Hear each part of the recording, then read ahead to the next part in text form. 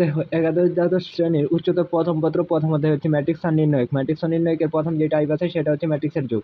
ম্যাট্রিক্সের যোগের মধ্যে দেখো ডাটা থাকে এইরকম a ইকুয়াল 196, এগুলো হচ্ছে একটা কলাম আর এটা হচ্ছে একটা সারি, এবং b এর মান দেওয়া আছে 3 -1 10 হলে ম্যাট্রিক্স দুইটির যোগফল নির্ণয় করো। যখন ম্যাট্রিক্স দুইটির যোগফল নির্ণয় করবা তো দেখো তখন কি করবা, প্রথমে লিখবা দেওয়া আছে দে আচ্ছা, কি দেওয়া আছে a ইকুয়াল -196, এটা দেওয়া আছে এর মান।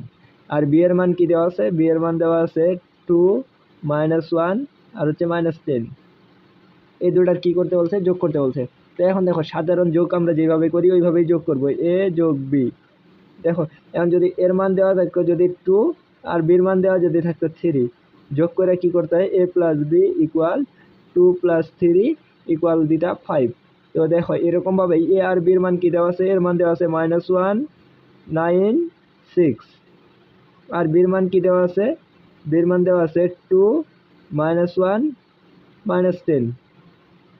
দেখো এখন -1 প্লাস 2 এটা একটা কলাম গেল, তারপর হচ্ছে 9 -1 এটা গেল, 3 মানে 6 -10 এটা একটা গেল।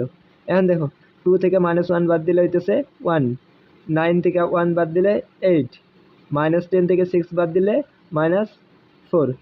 তো এটাই হচ্ছে তোমার অ্যান্সার।